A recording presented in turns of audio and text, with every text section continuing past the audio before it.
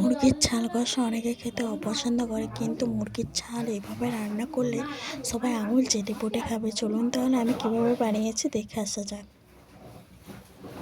ঘরে চলে এসেছি আর কি কি নিয়েছি উপকরণ দেখিয়ে দেব।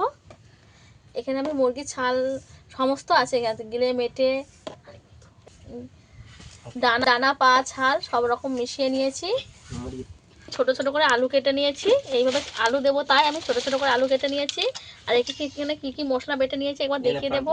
এখানে আমি পেঁয়াজ একটু বেটে নিয়েছি, টমেটো একটু বেটে নিয়েছি, কাঁচা লঙ্কা চিড়ে নিয়েছি, আদা রসুন বেটে নিয়েছি, জিরে বেটে নিয়েছি, গরম মশলাটাও বেটে নিয়েছি।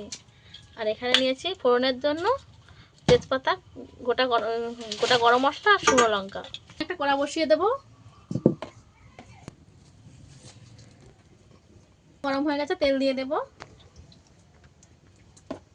ভালোভাবে গরম হয়ে গেছে, একে একে আলুগুলো ভেজে নেব। আলুটাকে আমি একদম লাল করে ভেজে নেব।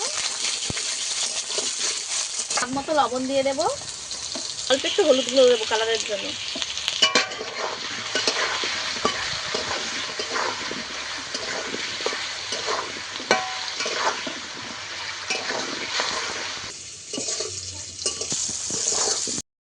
ভেজে নিয়েছি, তুলে নেব। এইভাবে ভেজে নিয়েছি লাল করে। গোটা গরম মশলা, গোটা লঙ্কা আর তেজপাতা। ফোড়নটা আমার ভালো করে ভাজা হয়ে গেছে, পেঁয়াজ বাটাটা দিয়ে দেবো।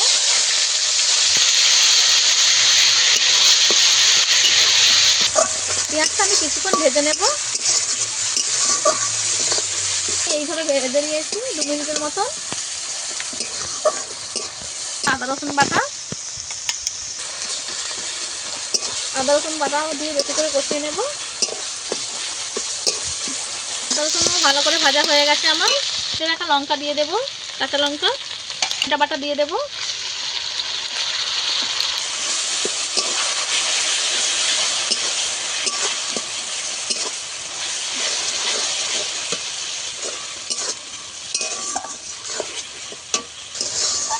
সমস্ত মশলা আমি কিছুক্ষণ কষিয়ে নিয়েছি।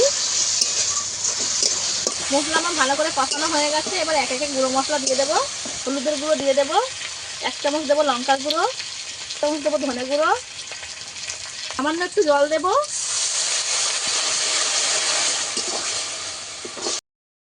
মশলাটা কিছুক্ষণ আমি কষিয়ে নিয়েছি, সামান্য জল দিয়ে দেবো 1 চামচ জিরে বাটাটা দিয়েও আমি মশলা আরেকটু কষিয়ে নেব।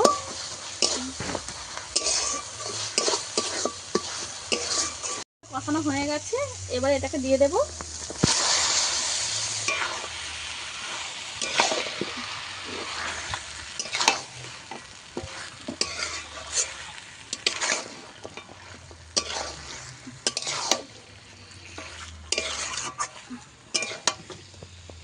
মশলা মাংসের মধ্যে ভালো করে এইভাবে কষিয়ে নেব।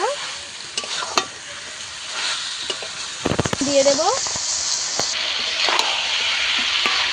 লবণ দিয়ে ভালো করে আমি কষাতে থাকবো।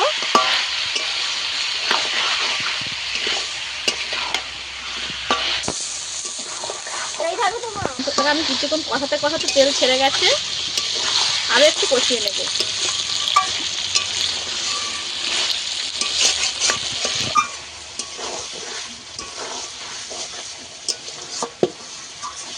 এবার মাংস কষানো হয়ে এসেছে আমার।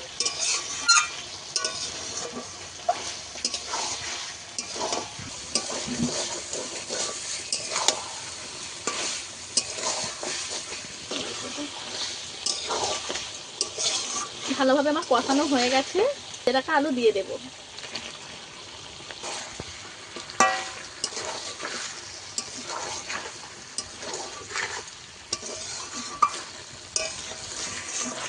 দিয়ে আরো 2 মিনিটের মতো কষিয়ে নেব। ভাবে কষানো হয়ে গেছে, মাংস ভালোভাবে কষিয়ে তেল ছেড়ে গেছে ভালোভাবে মাংস থেকে। এবার জল দিয়ে দেব।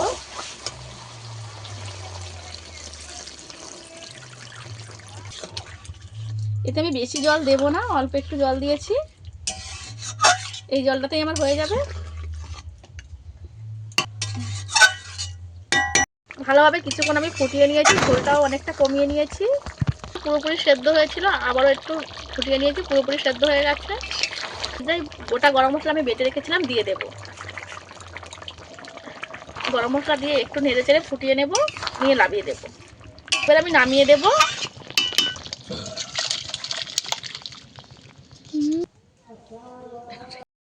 এই যে আমার মুরগির ছাদ রান্না রেডি হয়ে গেছে। দেখতে কত সুন্দর হয়েছে দেখুন বন্ধুরা, দেখতে যত সুন্দর খেতেও কিন্তু অতটাই সুন্দর হবে। একবার হলেও বাড়িতে বানিয়ে খেয়ে দেখবেন, আশা করছি আপনাদের খুবই ভালো লাগবে। ছাদ রান্নার রেসিপিটা আপনাদের কাছে কেমন লেগেছে অবশ্যই কমেন্ট করে জানাবেন। ভালো লাগলে অবশ্যই একটা লাইক শেয়ার করে আমার পাশে থাকার অনুরোধ রইল। আজকে ভিডিও এই পর্যন্ত, দেখা হচ্ছে নতুন কোনো ভিডিও নিয়ে। ততক্ষণে ভালো থাকবেন, সুস্থ থাকবেন।